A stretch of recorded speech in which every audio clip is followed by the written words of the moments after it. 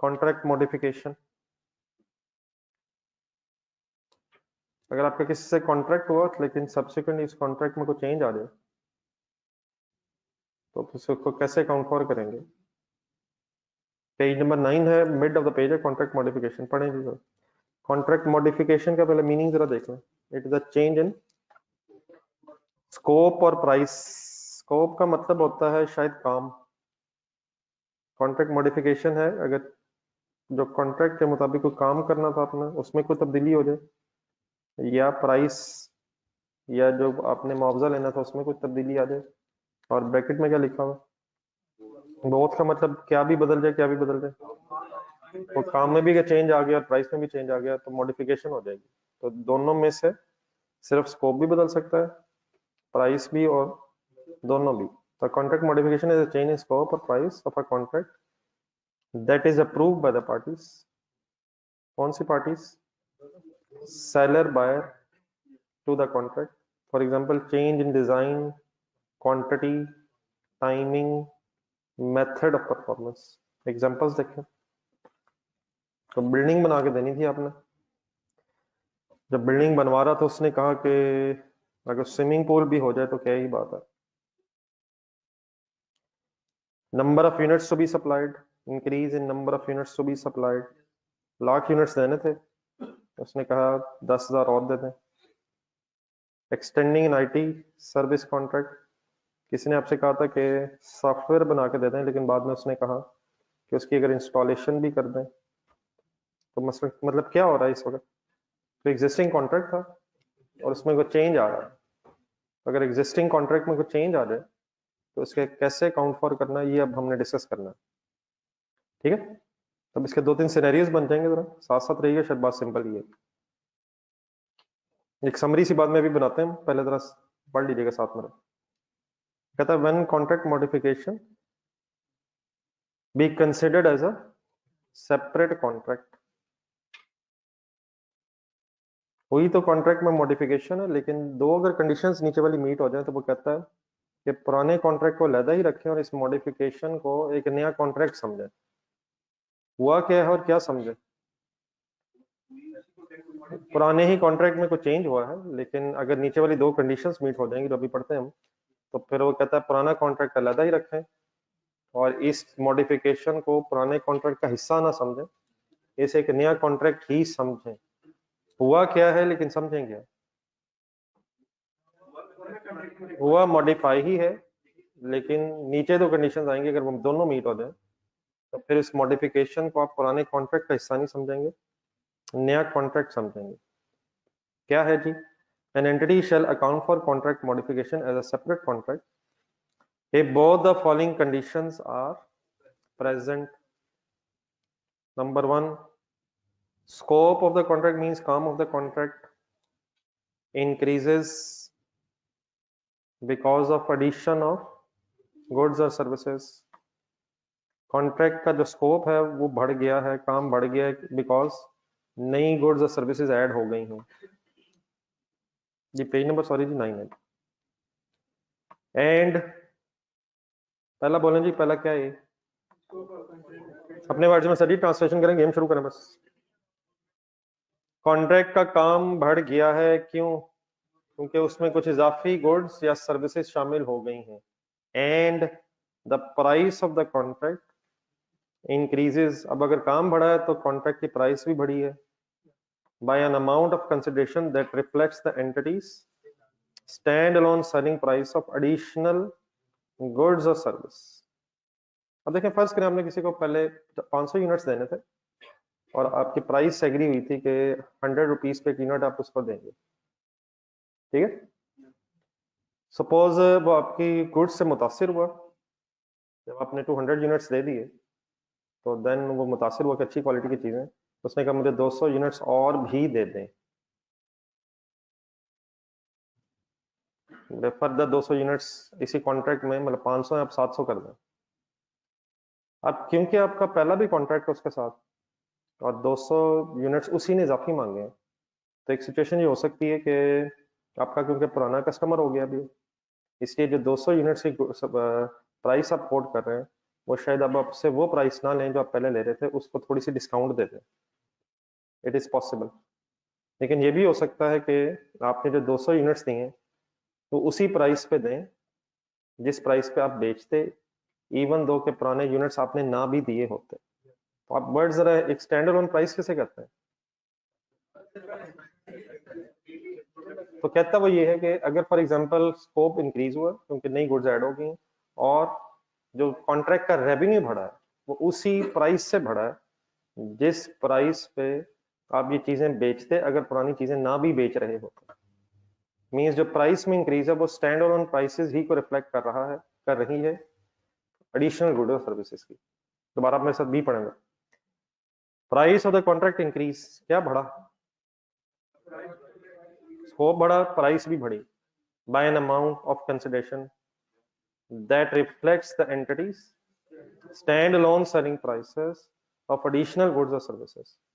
Means से अगर goods में भी इजाफा हुआ है और गुड्स बढ़ने से जो रेवेन्यू में भी इजाफा हुआ है वो रेवेन्यू रिफ्लेक्ट कर रहा है उन एडिशनल गुड्स की स्टैंड अलोन प्राइसेस को। मीन्स आप जो प्राइस चार्ज कर रहे हैं वही चार्ज करते चाहे पहली गुड्स आपने ना भी बेची होती। तो अगर तो ये दोनों कंडीशंस मीट हो जाए, कौन कौन सी? नंबर 1 स्कोप इंक्रीज हुआ है और नंबर 2 प्राइस इंक्रीज हुई है, लेकिन किससे, किस अमाउंट से? इन गुड्स की stand alone price, in additional goods की स्टैंड अलोन प्राइस से अगर इंक्रीज हुई है तो ये दोनों कंडीशंस मीट हो जाएंगे। तो ये स्टैंडर्ड ही कहता है कि जो पुराने यूनिट्स आपने देने थे वो एक अलग कॉन्ट्रैक्ट के समझे, ये मॉडिफिकेशन 200 यूनिट्स की अगर हुई है फॉर एग्जांपल तो इसको इसी कॉन्ट्रैक्ट का हिस्सा ना समझे, इसे एक अलग ही कॉन्ट्रैक्ट समझे। आइए जरा एग्जांपल की बेस पे जरा हेल्प लेते हैं। ABC Limited promises to sell 120 products to a customer for ₹12,000 और अगर 120 प्रोडक्ट्स हैं 12,000 रुपीज हैं तो एक प्रोडक्ट की प्राइस 100 हो गई। The products are transferred to the customer over a 6 months period. The entity transfers control of each product at a point in time. Underline करें अब ये वर्ड। पॉइंट इन टाइम का मतलब जिस वक्त डिलीवरी होगी शायद उस वक्त कंट्रोल ट्रांसफर होगा। जो प्रोडक्ट जिस वक्त डिलीवर होगी उस वक्त उसका रेवेन्यू रिकॉर्ड किया जाएगा। After the entity transferred control of 60 products to the customer, the contract is modified. कितने में से कितनी डिलीवर हो गई थी? 60 रिमेनिंग भी रह गई थी। The contract is modified to require the delivery of an additional 30 products. अब टोटल अगर मिला के देखें तो 120 पहले थी, 30 ये हैं, टोटल 50 हैं, लेकिन रिमेनिंग कितनी है? टोटल 120 प्लस 30 हो गए 150 हो गई। लेकिन ये कॉन्ट्रैक्ट मॉडिफाई कब हुआ? जब 60 डिलीवर हो गई थी तो 60 पुराने में से रहती थी और 30 अगर नहीं होगी तो रिमेनिंग 90 है। टोटल 150 है, लेकिन 60 डिलीवर होने के बाद क्योंकि ये मॉडिफिकेशन हुई है तब रिमेनिंग यहाँ से ऑनवर्ड्स वैसे 60 रह गई थी लेकिन 30 ऐड करके 90 हो गई। द एडिशनल 30 प्रोडक्ट्स वर, ये मतलब नहीं है, ये नई मॉडिफिकेशन हुई है। लास्ट सेंटेंस अंडरलाइन करें। The price of the additional 30 products is 95 पर प्रोडक्ट। पहले कितनी थी? 100। अब कितनी है? अब कंसंट्रेशन से मेरे वर्ड सुने जरा। पहला 100 था, दूसरी प्रोडक्ट जो एडिशनल प्रोडक्ट्स है उनका रेवेन्यू अब 95 है। ये 95 होने की अब दो वजूहत हो सकती हैं। नंबर 1 कि हम शायद 5 रुपया डिस्काउंट दे रहे हैं क्योंकि हमें नए यूनिट्स और ऑर्डर मिले हैं, हो सकता है। और दूसरा ये भी हो सकता है कि ये 95 ही अब स्टैंड अलोन प्राइस है जिस वक्त ये 30 प्रोडक्ट्स हम फर्दर सेल करें, मीन मार्केट में प्राइस ही 100 से डाउन होकर 95 पे आ गई। तो 95 क्या भी हो सकता है, क्या भी हो सकता है, ये भी हो सकता है कि अभी भी स्टैंड अलोन प्राइस 100 ही है लेकिन हम 95 पे इसलिए बेच रहे हैं क्योंकि पुराना कस्टमर अब है, उसने अगर एडिशनल है हम चाहते हैं कि एक कस्टमर हमारा ही रहे, थोड़ी सी डिस्काउंट दे ही देते हैं। स्टैंड अलोन प्राइस 100 है लेकिन हम 95 सपोज चार्ज कर रहे हैं। एक और वजह क्या हो सकती है, क्या अब इस वक्त मार्केट में प्राइसेस ही 95 हैं, हम चार्ज वही स्टैंड अलोन कर रहे हैं, अलग अलग वाली कर रहे हैं, लेकिन अब प्राइसेस डाउन हो चुकी हैं। हमें कैसे पता चलेगा? हमें क्वेश्चन में से पता चलेगा कि ये सिचुएशन है क्या। रिक्वायरमेंट पढ़ेंगे। Compute the amount to be recognised as revenue assuming, underline करो, if the price of the additional products reflect means ये जो 95 है वो इसे क्या अज्यूम कर रहा है, क्या मतलब स्टैंड अलोन प्राइस। अगर पुरानी प्रोडक्ट्स ना भी होती तो इन 30 को हम 95 पे ही अब बेच रहे होते। और अगर सपोज ये सेंटेंस इस तरह हो जाए, assuming as if price of additional products do not reflect stand alone price, तो फिर शायद हम डिस्काउंट दे रहे हैं जिसकी वजह से 95। लेकिन अगर ये अज्यूम किया जाए कि एडिशनल प्रोडक्ट्स की जो प्राइस है अब 95 ही स्टैंड अलोन है, एक मिनट जरा बात चलने दे, आगे बहुत कुछ आ रहा है अभी। तो देन फिर आप ऊपर जाए जरा, हेडिंग ढूंढे जरा एग्जांपल्स ऊपर। क्या कॉन्ट्रैक्ट मॉडिफाई हुआ है? हुआ है सर। क्या इस मॉडिफिकेशन को सेपरेट कॉन्ट्रैक्ट समझें? क्या दोनों कंडीशंस मीट हो गई हैं? नंबर ए पढ़ें। क्या स्कोप बढ़ा है because of additional goods? And number 2, क्या प्राइस बढ़ी है, लेकिन क्या वो प्राइस उन एडिशनल गुड्स की स्टैंड अलोन प्राइस को रिफ्लेक्ट कर रही है? तो अगर दोनों कंडीशन मीट हो जाए, एंड ढूंढ लीजिएगा, एंड दोनों या कोई एक, दोनों अगर मीट हो जाए तो अब आप क्या करेंगे, जो ये कॉन्ट्रैक्ट मॉडिफिकेशन है इसे अपने पुराने कॉन्ट्रैक्ट का हिस्सा नहीं समझेंगे, इसे एक सेपरेट कॉन्ट्रैक्ट समझेंगे। सिंपली मतलब अब इसका ये है, बाकी भी पढ़ते हैं इसका आंसर। सेपरेट कॉन्ट्रैक्ट का मतलब ये है कि जो, अब जरा डेटा गौर से देखें जरा, 60 तो पहले ही डिलीवर हो गई है, गौर से देखेंगे। जब पहली 60 डिलीवर हुई होंगी तो आपने हर प्रोडक्ट के अगेंस्ट कितने रुपए का रेवेन्यू रिकॉर्ड किया होगा? 100। जो रिमेनिंग 60 रह गई है पुरानी, उनमें से जब भी कोई यूनिट डिलीवर होगा तो अब भी आप रेवेन्यू रिकॉर्ड करेंगे 100। और जो 30 एडिशनल है, इनमें से जब कोई यूनिट डिलीवर होगा तो इसमें इसका रेवेन्यू आप रिकॉर्ड करेंगे 95। इट मींस ये अलग बहस है, वो पुरानी बहस अलग है। पुराने 60 में से जो यूनिट जाएगा उसका 100 रेवेन्यू ही रिकॉर्ड होगा, और जो नई 30 प्रोडक्ट्स में से कोई यूनिट जाएगा तो उसका पर यूनिट रेवेन्यू 95 ही रिकॉर्ड होगा। मींस अलग अलग रखेंगे, इन्हें मिक्स नहीं करेंगे।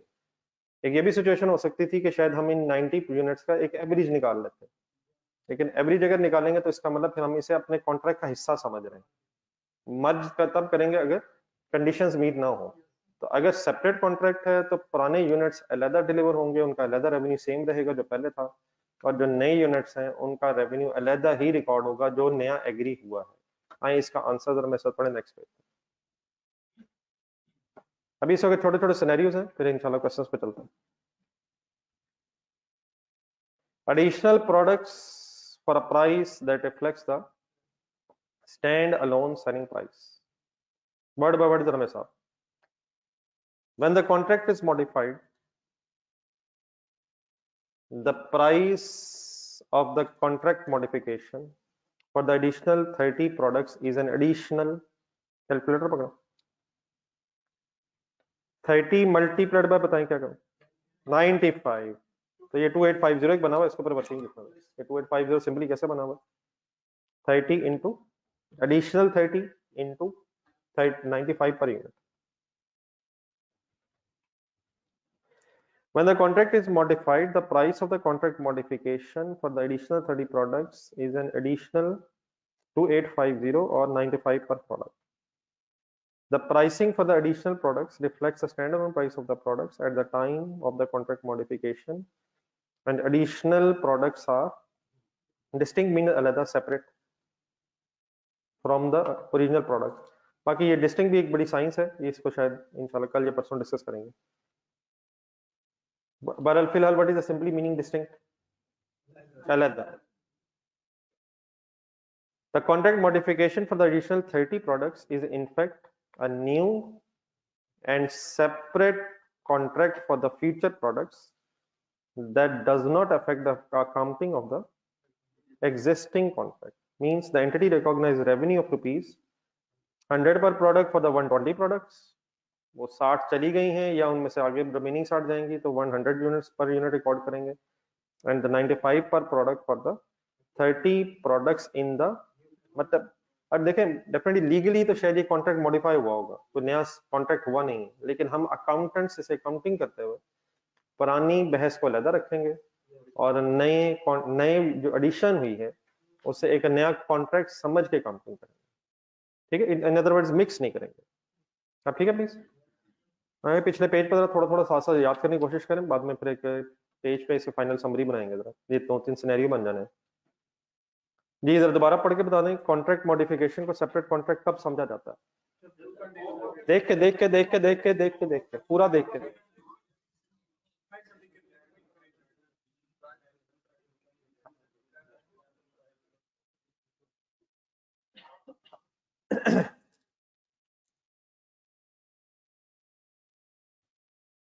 जी ठीक है जी। ऑनलाइन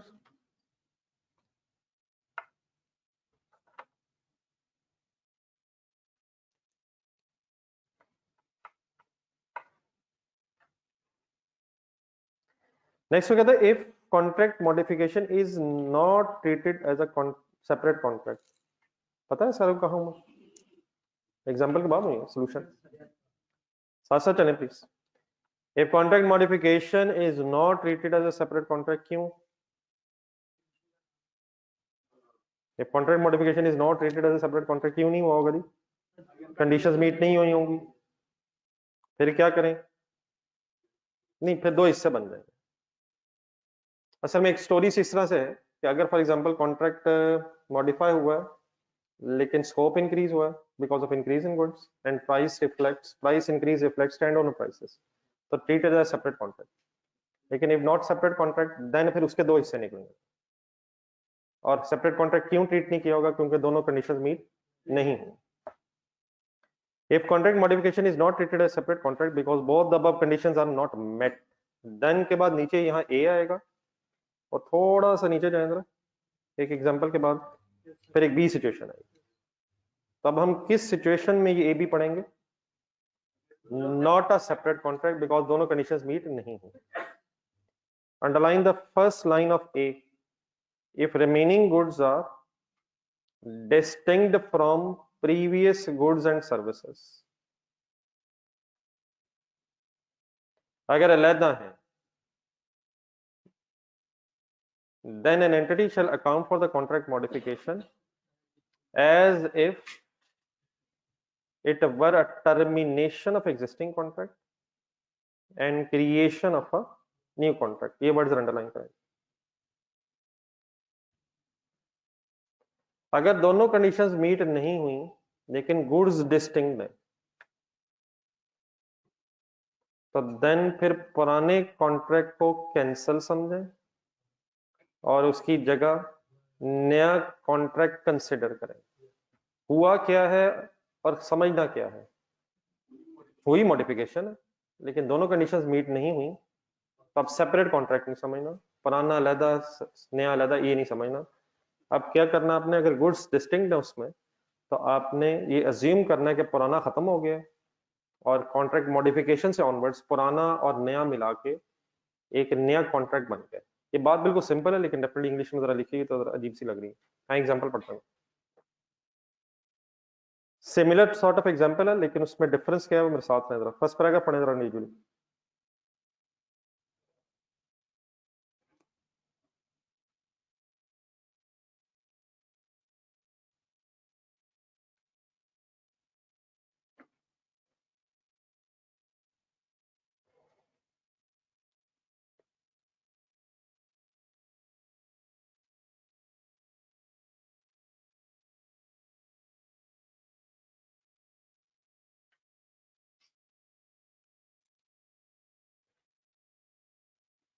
ये पढ़ ली?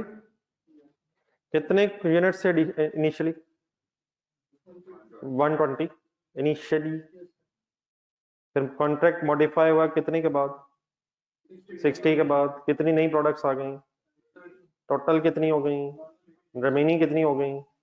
इससे अगला सेंटेंस अंडरलाइन करें। During the process of negotiating the purchase of an additional 30 products the parties agree on the price of 80 per product. अच्छा, ये प्राइसेस जब तक एग्जामिनर कुछ ना बताए तो आप खुद अज्यूम नहीं कर सकते। हो सकता है अब मार्केट प्राइस 80 होगी, तो हम ये नहीं कह सकते स्ट्रेट अवे के 100 की थी और अब 80 है तो ये स्टैंड अलोन प्राइस नहीं है।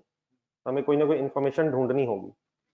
तो इन अकाउंटिंग फॉर, इस अगली लाइन पे अंडरलाइन करना है, in accounting for the sale of additional 30 product the entity determine that negotiated price of 80 per product does not reflect the standalone price। ठीक हो गया यहाँ तक? ठीक हो गया सर? क्या कंडीशंस मीट हो गई हैं दोनों? कौन सी रह गई है? बोले बोले बोले बोले प्लीज। कॉन्सिक्वेंटली अब सेपरेट कॉन्ट्रैक्ट समझे? Consequently contract modification is not accounted for as a, अब क्या समझें? Entity accounts for the modification as a termination of the existing original contract and the creation of the new contract। बिल्कुल simple बात अब ये है, calculator पकड़ो। अगर सेपरेट कॉन्ट्रैक्ट समझ रहे थे तो क्या हो रहा था? 60 जो रह गई थी वो अलहदा थी, वो 100 प्राइस थी पर प्रोडक्ट, 100 ही रिकॉर्ड होना था, और 30 अलहदा जब डिलीवर करेंगे तो 95 पर यूनिट रेवेन्यू रिकॉर्ड करेंगे। अब सिंपली क्या करना है, कैलकुलेटर पे लिखें 60, बताएं कौन सा 60? वो तो जो होना था वो तो हो गया। 60 मल्टीप्लाइड बाय 100, क्या आंसर आया यहां तक? 6000 प्लस फर्दर कितनी प्रोडक्ट्स देनी है? 30 इंटू 80 जी is equal to the money. ये क्या है जी? 8400। अब ये combined revenue, total remaining revenue अब इस स्टोरी में हमारा 8400 रह गया। 8400 आपको कितने यूनिट्स के बदले मिलना है? 90। तो अब सॉर्ट ऑफ एक एवरेज प्राइस कैलकुलेट हो जाएगी, मींस से आंसर अप्रोक्सीमेटली आपका आएगा 93.33। ये 90 कहां से आ गया बीच में? 8400 is our revenue or is the combined revenue of the remaining 90 products। Means अब सेग्रीगेशन नहीं होगी, जो रिमेनिंग 60 रह गई हैं जिस प्राइस पे और जो 30 जिस प्राइस पे इकट्ठा कर लें और सॉर्ट ऑफ इनकी ब्लेंडेड एवरेज प्राइस निकाल लें। इन अदर वर्ड्स यहां से ऑनवर्ड्स जो 90 यूनिट्स जाने हैं उनकी सेग्रीगेशन 60 पुराने 30 पुराने नहीं, जो यूनिट जाएगा इन 90 में से उसके जाने पे आप कितना रेवेन्यू रिकॉर्ड करेंगे? 93.33 करेंगे। पुराना जो होना था वो खत्म हो गया, termination of the original contract, और इसकी जगह यहां से ऑनवर्ड्स एक नया कॉन्ट्रैक्ट कंसिडर हो जाएगा। ये प्राइस अपने हाथ से लिख लें, ये जो वर्किंग मैंने की है, छोटी सी वर्किंग लिखा है। तो what is a simple story? शायद अगर क्या हो तो सिंपली क्या करें, अगर कंडीशन मीट ना और गुड्स डिस्टिंक्ट हो तो जो हो गया वो हो गया। जब पुराने कॉन्ट्रैक्ट में से चीजें रहती हैं और जो नए कॉन्ट्रैक्ट में गुड्स और सर्विसेज हैं उन्हें इकट्ठा करके एक average sort of per unit निकाल लें, और एवरेज प्राइस, ये एवरेज समझ आ रहा? ये सॉर्ट ऑफ एवरेज ही है ना।